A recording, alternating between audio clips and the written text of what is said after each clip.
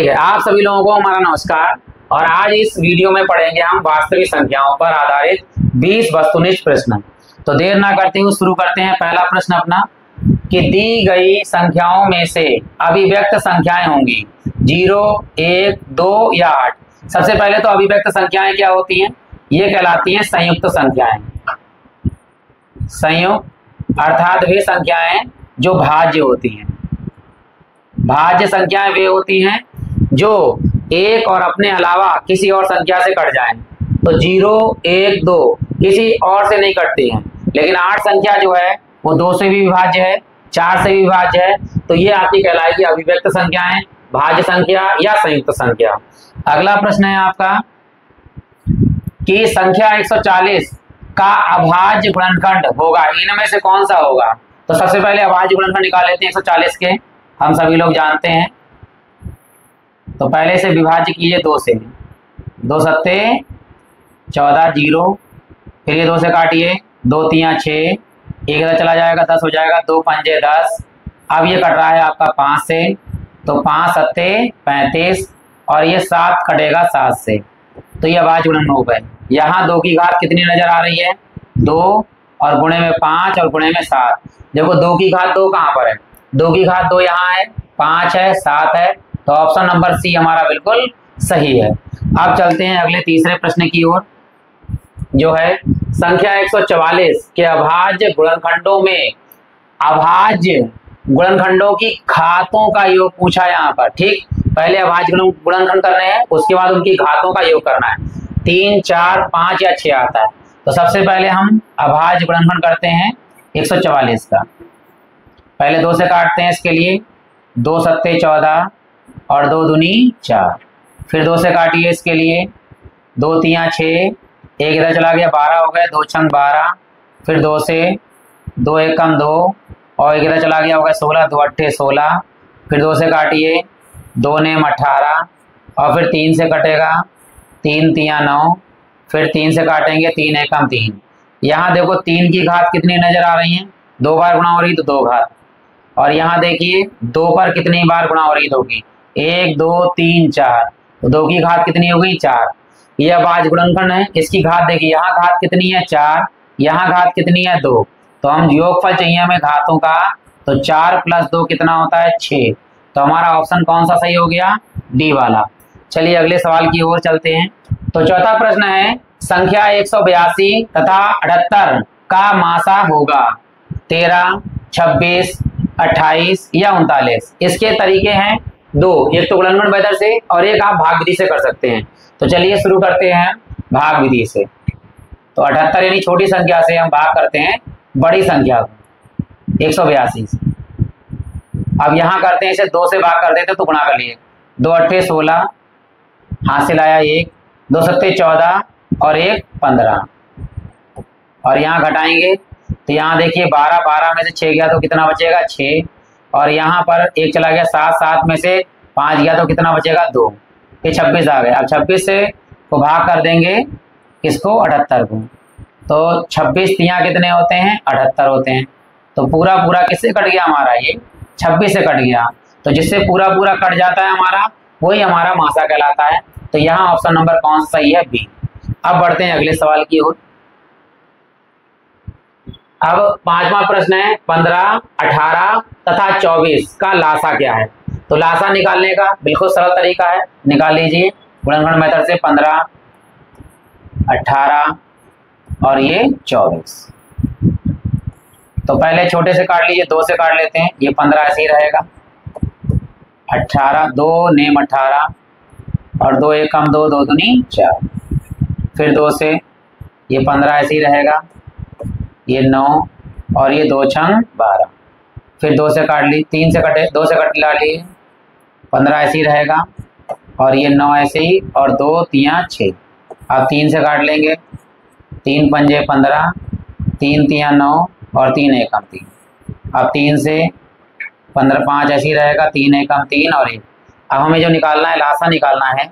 तो लासा में ये 5 से लिखेंगे, यहाँ से पूरा पूरा लिखेंगे तो 2 गुणे में 2 गुणे में 2 फिर गुणे में 3 और गुणे में 5।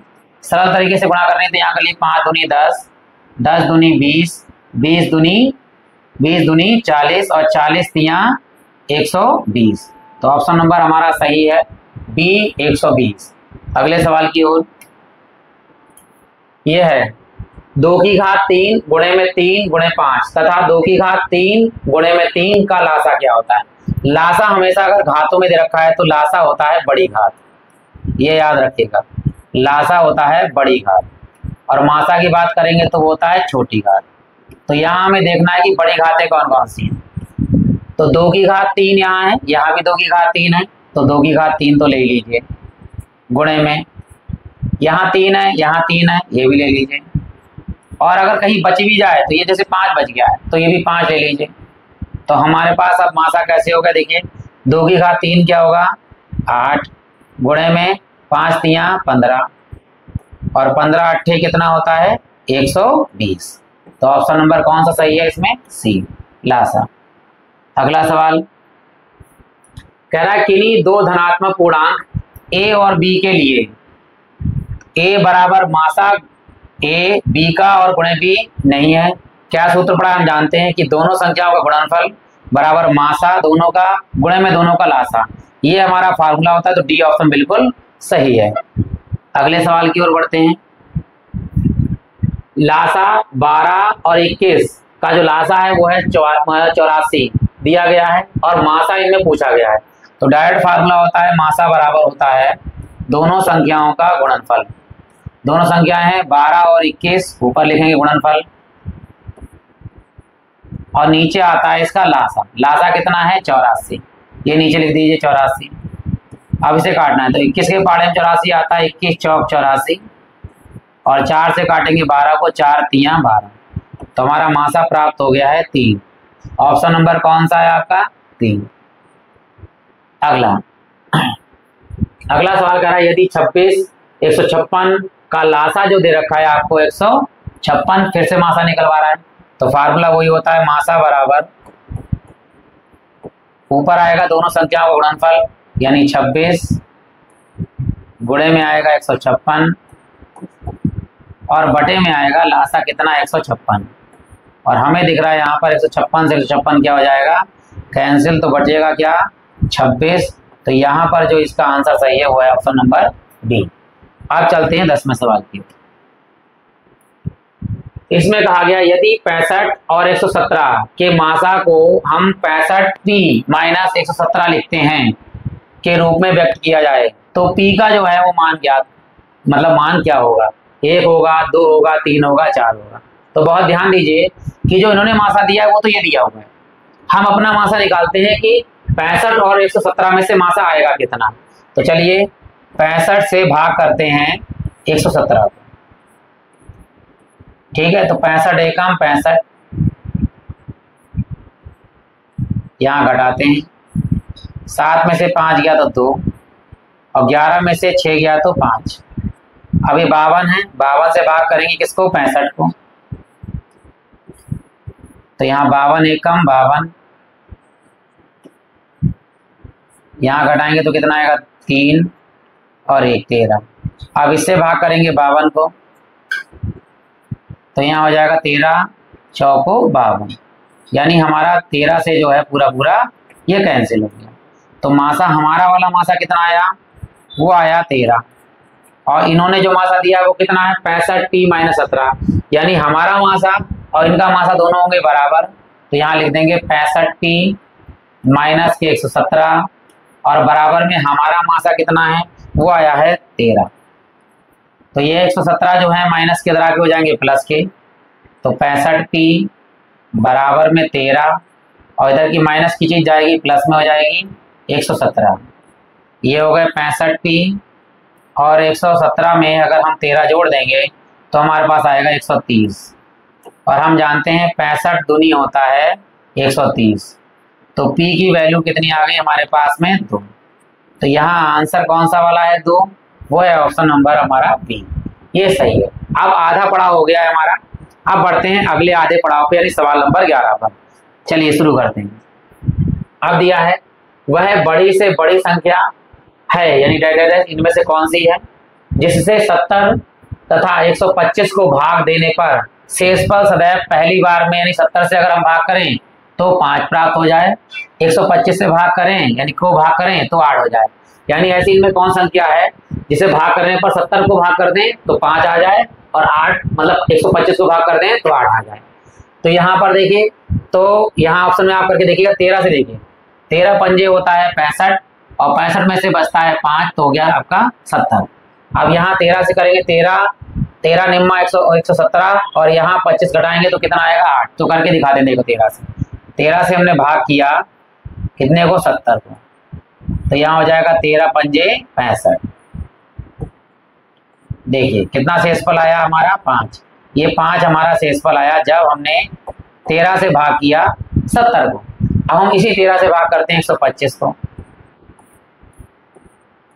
जब हमने इसे भाग किया तो 13 निम्मा होता है 117। अब इधर गए 15 में 7 गया तो कितना बचेगा 8, यहाँ 1 में से 1 0 तो यहाँ तो 0 0 बचेगा। तो कितना शेषफल बचा 8।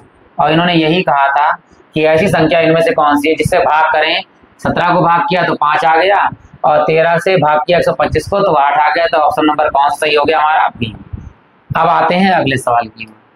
12वां सवाल है, वह बड़ी से बड़ी संख्या जिससे 245 और 1037 को विभाजित करने पर प्रत्येक स्थिति में 5 शेषफल प्राप्त होता है। यानी इन संख्याओं से भाग करेंगे, दोनों को जब भाग करेंगे तो शेषफल प्रत्येक दशा में हमें जो है वो 5 ही प्राप्त होना चाहिए। तो यहाँ 22 से 23 से और 25 से भाग करके देख लीजिएगा, मैं 24 से भाग करके दिखा देता हूँ आपके लिए। तो 24 से जो आंसर है आपका 245 को जो हम भाग करेंगे तो 24 एकम 24। देखिए यहाँ 5 आपके पास बच गया जिसे अब हम भाग नहीं करेंगे, तो यहाँ शेषफल 5 बच गया। अब 24 से भाग करेंगे 1037 को, तो 24 से भाग करते हैं 1037 तो 24 चौक होता है 96, घटाते हैं 13 में से 6 गया तो बचेगा 7 और यहाँ बचेगा आपका 7। तो यहाँ पर आ गया 24 तियां 72 और 7 में से 2 गया तो कितना आया 5। देखिए इसमें भी 5 शेषफल बचा है, यहाँ भी 5 शेषफल बचा है, तो हमने 24 हमारा आंसर आ गया सी। आप जो है 22 से 23 से जब 25 से भाग करेंगे तो 5 शेषफल आपका नहीं बचेगा। तो अब बढ़ते हैं अगले सवाल की ओर। अगला सवाल है, वह छोटी से छोटी संख्या जिसको 35, 56 और 51 से विभाजित करने पर प्रत्येक दशा में कितना बचना चाहिए, शेषफल 7 बचना चाहिए। यानी 35 से 56 से 51 से हम इसको भाग करें और शेषफल कितना बचना है शेष, तो आप किसी से ही भाग करेंगे शेषफल 7 बचना चाहिए। तो हम 35 से पहली संख्या को भाग करके देख लेते हैं। हमने 35 से भाग किया पहली संख्या को, ठीक 36 40, तो 35 एकम 35, 1 यहाँ 4। हम पता है जब दो संख्या उतारते हैं एक साथ तो यहाँ लगा देते हैं 0। अब 35 दूनी कितना हो जाता है, वो 35 दूनी 70 और 35 चौका हो जाता है 170 140, तो 35 चौका 140 पूरा कट गया। यहाँ लेकिन चाहिए कितना 7। आप देखिए 40 में कितना जोड़े 7 आ जाए, तो देखो 47 जोड़ेंगे तो आज 7 जोड़ देंगे 47 हो जाएगा। तो ऑप्शन नंबर कौन सा हो गया सी। आप क्या करते हैं 56 से 51 से आप भाग कर देख लीजिएगा, यही आपका ऑप्शन नंबर कौन सा होगा सी होगा। अब बढ़ते हैं अगले सवाल की ओर। आप कह रहा है परमेय संख्या क्या है, इनमें से √2 है, √3 है, √9 है, √7 है। परमेय संख्याएं वो होती है जो अंडरवुड में ना हो। अंडरवुड में अगर कोई संख्या है जैसे 2, 5, 7 ये बाहर नहीं आ सकता है, तो ये जो है परमेय संख्याएं कहलाएंगी। 2 भी, 5 भी, 7 भी, ठीक है, और 3 भी है। तो 9 नहीं होगा, क्यों? क्योंकि 9 जो है अगर √9 है इससे किसका वर्ग होता है, ये होता है 3 का। इसी प्रकार अगर √4 हो जाए तो ये किसका वर्ग होता है 2 का। इसी प्रकार √16 किसका वर्ग होता है 4 का। तो ये सारी परमेय संख्या हो जाएंगी जो अंडरवुड के अंदर 9, 4, 16 होगी। लेकिन √2, √3, √7 जो है वो सदैव आपकी अपरमेय संख्या ही रहेंगी। अगले सवाल की ओर चलते हैं। निम्नलिखित में अब पूछा गया है अपरमेय संख्या। अपरमेय संख्या वे होती है जो अंडरवुड से बाहर ना निकले। अब ये तो अंडरवुड के अंदर 25 है तो 25 हो जाएगा 5 का वर्ग, 81 हो जाएगा किसका वर्ग 9 का, और ये तो ऑलरेडी 5/3 में परमेय संख्या है क्योंकि अंडरवुड नहीं है। तो √2 + 5। अब याद रखना अगर एक अपरमेय संख्या है वो अगर जुड़ रही है किसी में तो अपरमेय संख्या ही रहेगी। अगले सवाल की ओर चलते हैं। अब कह रहा है एक परमेय संख्या हो, यानी कोई एक परमेय संख्या है और एक अपरमेय संख्या का अंतर क्या होता है। याद रखना, एक परमेय और अपरमेय का अंतर भी अपरमेय होगा, अपरमेय याद रखिएगा।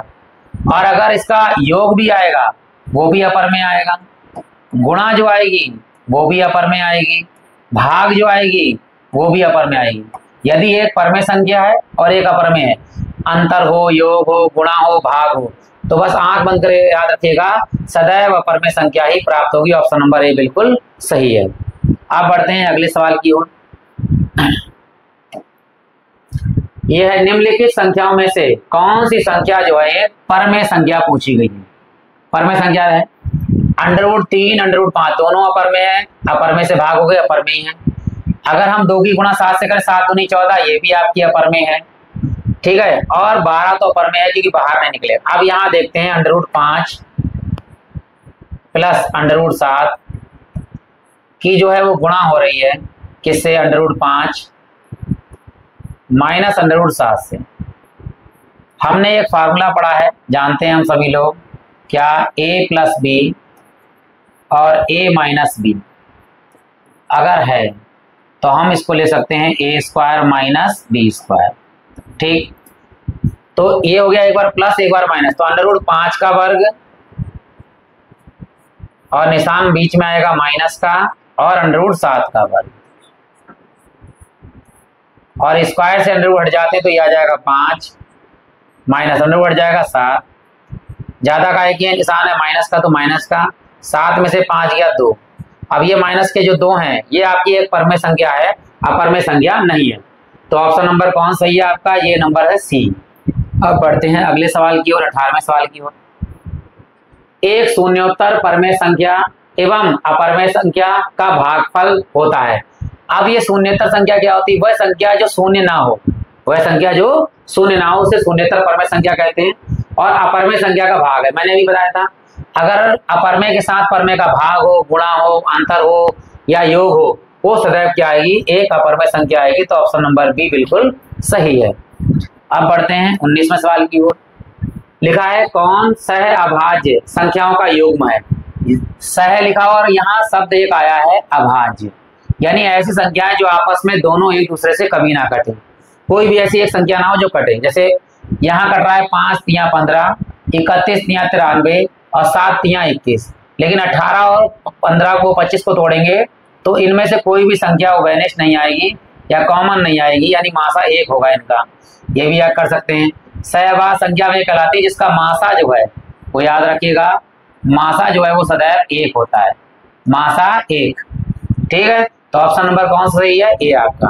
तो यहाँ देखिए 2 से काट लीजिए, 2 × 9 = 18, फिर 3 से काटेंगे 3 × 3 = 9, फिर 3 से काटेंगे 3 × 1 = 3, यहाँ 5 से काटेंगे 5 × 25, यहाँ 5 से करेंगे 5 × 1 = 5। तो यहाँ देखिए यहाँ 5 है, यहाँ कहीं नहीं है, तो ये जो है सहअभाज्य संख्या होगी 18 और 25, ऑप्शन ए। आज का लास्ट प्रश्न हमारा है 1 से लेकर 10 तक की संख्याएं, यानी दोनों सम्मिलित है, 1 भी और 10 भी, वे से सभी संख्याओं से विभाजित न्यूनतम संख्या क्या होगी। यानी इनमें से ऐसी संख्या जो 1 से लेकर 10 तक की सभी संख्याओं से कट जाए, यानी 2 से भी, 3 से भी, 4 से भी, 5 से, 6 से, 7 से, 8 से, 9 से, 10 से। तो यहाँ देखिए 10 से कटेगा लेकिन ये 3 से नहीं कटेगा, तो ऑप्शन नंबर ए जो है आपका वो गलत हो गया। 100 भी 3 से नहीं कटता है, तो ऑप्शन नंबर बी भी आपका सही गलत हो गया। अब देखते हैं 2 से तो कट रहा है, अब 3 से देखते हैं। अगर 3 का सम कर, इन सबका सम कर लो तो क्या है, 5 और 2 7 और 7 4 कितने हो गए, 11। तो ये 3 से तो कटने वाला है नहीं, ठीक है, यानी ऑप्शन नंबर सी भी गलत हो गया। अब जब हमारे सारे क्वेश्चन गलत हो गए, मतलब आंसर गलत हो गए, तो हमारा कौन सा आंसर सही होगा, वो होगा ऑप्शन नंबर डी।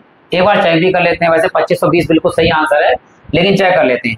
1 से लेके 10 तक का हम निकालते हैं लास्ट, तो 1 तो लिखने की जरूरत नहीं है, 2 3 4 5 6 7 8 9 और 10, इन सभी का निकालते हैं लास्ट। वैसे तो ऑप्शन में करना है तो डायरेक्ट टिक लगाइए और आगे बढ़ जाइए, लेकिन काट के देख लेते हैं एक बार। 2 1 × 2 3 ऐसे ही रहेगा, और 2 दूनी 4, 5 ऐसे ही, और 2 3 6, 7 ऐसे ही, 2 चौक 8, और ये कटेगा नहीं, और 2 पंजे 10। अब 2 से फिर काटिए, तो 2 से काटेंगे ना, इसे वाली इसे मत लिखिए, 2 से इसे काटेंगे 3 ऐसे लिखा जाएगा, 2 एकम 2, ये 5 नहीं कटेगा, 5 है ये 3 नहीं कटेगा, ये 7 नहीं कटेगा, और ये 2 दूनी 4, ये 3 है, और 2 दूनी 4, ये 9 ऐसे ही रहेगा, ये 5 ऐसे ही रहेगा। ठीक, फिर 2 से काट लीजिए आप। अब इस वाले एक को नहीं लिखेंगे, 3 ऐसे ही रहेगा, ये 5, ये 3, ये 7, अब 2 एकम 2, और ये 9, और ये 5 ऐसे ही। अब 3 से काट लीजिए इसके लिए, 3 एकम 3, और ये 5 ऐसे ही, 3 एकम 3, ये 7 ऐसे ही, ये 1 ऐसे ही, और यहाँ आएगा 3 3 9, और ये 5। अब 3 से कट जाएगा, 5 से दोनों कट जाएंगे, 7, इन सबकी गुणा कर लेते हैं। देखो यहाँ लिखते हैं लासा, या ऐसे ही गुणा कर लेते हैं। देखो 5 से गुणा करो ताकि सरल हो जाए, ये 5 दूनी 10, और 10 दूनी 20, 20 दूनी 40, ये 40 आ गए आपके पास। ठीक, अब यहाँ गुणा कर लेते हैं। देखो 7 तियाँ 21, 7 तियाँ 21, और 21 की गुणा करेंगे 3 से, तो 21 तियाँ हो गया 63, और 63 की गुणा किससे कर रहे हैं हम, 40 से। तो गुणा कर लेते हैं 0 और 0, 4 से, 4 तियाँ 12, हासिल है 1, 4 छंग 24, और 1 25। अब इन सबको जोड़ लेते हैं, 0 2 5 2, तो हमारा ऑप्शन बिल्कुल सही कौन सा है, 2520। और डायरेक्ट करना चाहते डायरेक्ट करिए, इतना लंबा चौड़ा क्यों करेंगे, बहुत विकल्प है। अगर सवाल आता है तो आप उसको सॉल्व कर सकते हैं। इसी के साथ हमारा आज का वीडियो समाप्त होता है। हम मिलेंगे आपको अगले वीडियो के साथ में। इसी के साथ आप सभी लोगों का हृदय से धन्यवाद।